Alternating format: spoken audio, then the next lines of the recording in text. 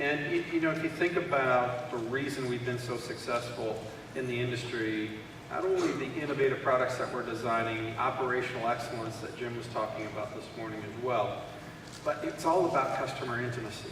Really understanding what our customers desire, what they want to be when they grow up, essentially, right? And how do they solve the toughest problems to get their jobs done quicker and with better productivity. So with that, we have a wonderful customer who's done that for over a century out of the UK. To wrap up the morning, I'm pleased to announce John Wells. He's the head of design at the Morgan Motor Company in the UK. He was initially tasked with integrating digital and physical surface modeling techniques into the previous design and build workflow. Since he began working with Morgan in 2007, John has had a crucial role in the design of the Aero Supersports, Aero Coupe, Morgan three-wheeler, and the new Plus 8 design. He has helped facelift the classic Morgan car range and worked on the development of the Morgan Life Car and the EVA GT concept vehicles. Let's welcome John to the stage.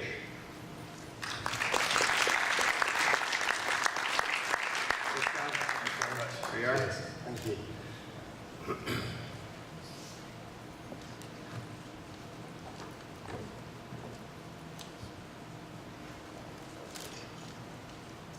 Good afternoon. My name is John Wells, and I'm the head of design activity at Morgan Motor Company in England. The Morgan Motor Company is a small automotive manufacturer in the heart of the English countryside. We manufacture handmade British sports cars. We use a mixture of highly traditional manufacturing techniques and fuse this with cutting-edge design and drive technology. And it is this process and the way in which hardware from the likes of HP has revolutionised our workflow that I wish to share with you today. For a bit of background about myself, my current job role entails overseeing the aesthetic design of our vehicles, creating the marketing and display materials, and controlling the brand identity of the company. I studied a 4-year automotive transport and design course in the north of England, and throughout my years studying I worked in studios at TVR and Land Rover. Before I commenced a 12-month work placement with the Morgan Motor Company. It was during this time that I introduced digital design technology to the current design workflow. The chief designer at the time and myself were to undertake many exciting projects over the coming years, and with the rest of the small development team helped change the perception of this already well-known British brand. My foot in the door was the ability to introduce digital design capability that enabled the company to save time and money in the realisation and design of their products. The ability to add efficiency to your workflow is paramount to the success of any small company, but especially one such as Morgan, where the nature of the manufacture is itself somewhat time-consuming. Over the last 8 years, Morgan has grown considerably in terms of the range of products we offer, the capabilities of these products, and the way in which they are designed. This puts extreme importance on the tools we use to remain competitive within the marketplace.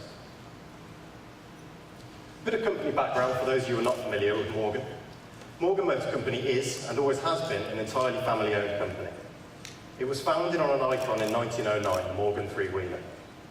This brilliant but simple design of Henry Morgan, the current managing director's grandfather, became one of the most successful cars of early-day motoring. It was built in a very small garage at the foot of the Malvern Hills, and the brief for Henry was to create a car that could take him up and down the hillside to his home, but be produced very economically. And it's this ethos of fitting a very powerful engine to a lightweight chassis that's stuck with the company for 3 generations of Morgan ownership. The high performance and the credibility of the Morgan brand soon started to reach the attentions of the affluent, and the Morgan was now considered to be particularly fashionable. The first 4-wheeled car was introduced in 1936. This Morgan 4.4 here is still in production today, and it's the world's longest running production vehicle. The aesthetic similarities are very much the same as they were in the cars from the 30s, but the cars evoke the same nostalgia and the same joys of driving, but they have none of that fragility or temperament. Charles Morgan, third generation of Morgan ownership, continued to fly the flag of innovation and introduced the first Morgan supercar, the Aero. This all-aluminium Aero platform has now become the choice performance vehicle for the real motoring enthusiast that wants a car with all that traditional craftsmanship and the performance figures to rival its competitors. The way in which we manufacture our cars today exemplifies the very best of this history. But we are very much a forward-thinking company. Every Morgan vehicle contains the same manufacturing method and the same DNA. Each car is built entirely by hand on site. The aluminium bodies are hand-beaten over an ash wood frame which is sculpted in the woodshop. The car is then hand-trimmed with real fine leathers. Every car is essentially what we would call coach-built over a very modern platform. These platforms are powered by the latest in BMW or Ford engines. And every vehicle, most importantly, is completely bespoke or custom to its customer. Using real-time digital configuration tools and a mobile workstation, we'll sit down with our customers and show them in 3D exactly what their car specification could look like before they've had it built. They are then invited to come to the factory and witness their car being built, shake hands with one of the chaps on the shop floor, maybe even sign a component of it. And this all adds great emotional investment to the product. To give you a sense of scale, we now employ around about 180 people, and we manufacture about 1,300 cars every year. Each car rolls down the factory on the hill, on the side of the Malvern Hills, as it has done for the last 104 years. We currently export about 70% of our product to Europe, 5 or 10% to America, and the rest remains within the UK. And our turnover is in the region of around 40 million. With the recent reintroduction of the three-wheeler, we hope to build 1,500 cars next year. Although we have traded successfully for over 100 years, things really began to accelerate for Morgan with the introduction of this car, the Morgan Aeromax. My predecessor conceived this ultra-modern interpretation whilst he was just a student on a work placement. Charles Morgan loved his sketches and thought there was mileage in it, but Matt returned to university to continue his studies. One day he came back to the factory and met Dave, one of the most talented panel beaters we have in the factory, and Dave was recreating this form in aluminium from Matt's sketches, using just the sketchwork as a reference point. He was bending sheets of wood into place, rolling aluminium through an English wheel and trimming it to fit on top of this structure. Working like this gives a really fantastic understanding of the flow of raw materials. And arguably, this makes the overall shape appear more organic and natural as a result. The car was then trimmed by eye and the final wooden panels shaped by eye. Whilst this is wonderfully romantic in its traditional coach building, the process was very slow and there was little scope for reworking the form at any speed. But nonetheless, the car here was eventually completed and displayed at Geneva Motor Show. This concept car enabled us to take 100 deposits for the £100,000 cars in just a matter of 2 weeks. The deposits that were put down funded the tooling of the car, and the car was then sold to the customers later on. From a design and proportional point of view though, the car wasn't quite right. Because of the slow process of creating a car like this, in areas it could be adjusted and retweaked, and the car then had to essentially be developed again from scratch to get it ready to go into production. The charm in seeing a vehicle built this way does not want to be lost, but it did pave way and make us realise we needed to link that initial design sketchwork to the production tooling with a great deal more speed and efficiency. So this showed us that we needed to start introducing some new hardware, some design and visualisation tools from Autodesk, and they employed me. So the Aeromax was a big turning point in our history. The perception of the brand had changed overnight. We were now producing cutting-edge performance sports cars and reinventing our existing products. We revisited the classic Morgan, trying to target that, a slightly younger demographic, and we also started producing concept cars like this each year that demonstrated the values of the Morgan brand. We needed the correct tools to support this increase in development activity, and we looked towards using HP products. We can now not only design on paper, but develop and visualise new ideas in real time, using this powerful and reliable hardware. And then, more importantly, we can take these ideas to the craftsmen on the shop floor using mobile workstations and show them exactly what our ideas are to ensure they get it accurate first time. One of the best examples of how this technology has revolutionised the way we work is with a case study of the new relaunched Morgan three-wheeler. We decided to relaunch the three-wheeler for a number of nostalgic, cultural and economic reasons. Firstly, it was our centenary, 100 years of Morgan manufacture. As the company started with a three-wheeler, we felt it was apt to relaunch this car to celebrate our second century of manufacture. But also there was a few other reasons. This vintage-inspired design within the automotive world is becoming more and more popular. Cars such as the new Mini or the Fiat 500, classic motorcycle brands like Norden and Triumph redoing these modern cafe races, shows that there is a demand for this kind of product. But also people didn't expect a car like this in the automotive world. It turned heads and made people go, wow, there are Morgan here. But also, it's just fun and exciting motoring.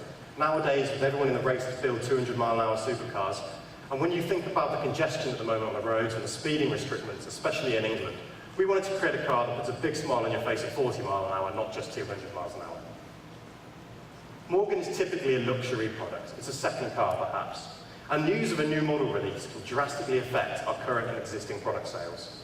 So this means we have to develop new products like this very quickly and very efficiently, applying even more significance to the tools and the hardware that we use.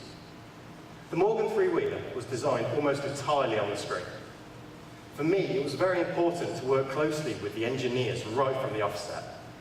The mechanical qualities and the components in this car are very much on show and form a part of the overall aesthetic, much like the bodywork on a motorcycle does. So powerful CAD software packages like CATIA or Autodesk's Alias are required to design some of these components and surfaces. And these require the powerful, reliable machines. Our current arsenal features an array of Z420 and Z620 workstations. And aside from looking aesthetically pleasing, they perform exactly as we need to, and they're able to compute our inputs much more efficiently than our previous workstations ever have. We use a selection of 24-inch HP monitors, each on dual screen stands, to visualize our progress clearly. We present our ideas to directors for final sign-off before we go into physical production. Our presentation suites around the factories to do this include the new Z all-in-one workstations. We find the crystal clear screen, the 180-degree viewing angles and the flexible stand are absolutely ideal to do this. We can quickly spin around 3D visuals and show them exactly what it is the project they're commissioning is going to look like and be assembled. It does, however, come to the point during this process when we do need to start looking at some physical prototypes. With the three-wheeler, we use the Alias data to machine the body on its own and cut this out of a full-size scale foam model. When we did this, we realised our design, dare I say, was actually too good. We looked at the back of the car and the curvature was so perfect and so correct mathematically, the car didn't appear to end. We needed to add a little more pinch and slightly add some sort of unusual dynamic to it. So we took the foam model into the surfacing shop, and using the same guys that surface our panel beating cars every day, we reworked this shape. We then painted this with car paint and scanned it directly with our handheld laser scanner back into one of our mobile workstations. We could then render this almost instantaneously, and we could spin around the rendered model with the highlights and the lowlights and compare this directly one-for-one with the painted model that we have on the floor. In order to obtain a really confident sign-off, these visuals that we create must be highly accurate and realistic. But in addition to this requirement, it is often the case that the print deadlines for marketing materials before a concept car is launched often precede the cars themselves even being built. So it's not unusual for us to rely on the visuals that we create on 3D programs to produce our marketing materials. For those of you that are unaware, photorealistic renderings of this nature can typically take hours to process.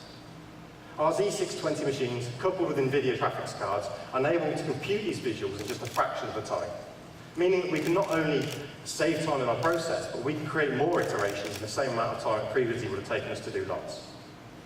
In the case of the three-wheeler, we sold over 200 cars based purely on these visuals before we made a single vehicle. Once sign-off has been fully approved on the screen, we spent many late nights in the workshop with the same craftsmen that assembled all these components, and we built the first two concept cars. These were shown at the Geneva Motor Show in 2011. In the following month or so, we sold over 1,000 cars with deposits before we'd even gone to production. 2 months later, the first customers reached their cars, had their cars on the road. The Morgan three-wheeler project, going from the initial napkin sketch right through to the cars being in the hands of the customers, took Morgan Motor Company just 18 months to complete. What may surprise you is that entire project was conducted by just 11 of us. Within our development department, we have a different specialist in each field of automotive manufacturing. We have CAD engineers, guys that are specialists in homologation and approvals, electricians. We have the styling design guys like myself. We also have the brand and marketing team. And we are responsible for the whole process. Although we are a very small team, this also has its benefits. It is in fact within this environment that innovation and creativity are nurtured. Within a small team, everybody is heard. Each individual's ideas are loud, and you each feel like you have a visible impact on the challenge in hand. These close interactions between all the different professions creates a broader understanding of the whole workflow, and we learn to satisfy the constraints of a project, but also exercise our decisions freely. When I'm drawing a new car on paper, I've got homologation leaning over my shoulder saying, you can't put the lights there, or that's going to kill pedestrians. And then you've got the mechanical engineers telling me we're not going to be able to achieve that crease. And whilst this may appear to be constricting, It actually means that when we come up with an idea we're very excited about, we are very proud that the concept car that we show is more likely to get into production looking like that and not become watered down, as is often the case with concept cars you see at shows nowadays. If anything, our cars get more exciting by the time they reach production. But most importantly, this close contact means that when we're given the right tools, we can be really fast. We can take new ideas from conception to birth in just a fraction of the time now. Each of our prototypes aren't sent off to be tooled by a separate team. We walk onto the shop floor with our mobile workstations and we talk to Austin in leather or Nigel in the wood shop and show them exactly what it is that we're trying to create.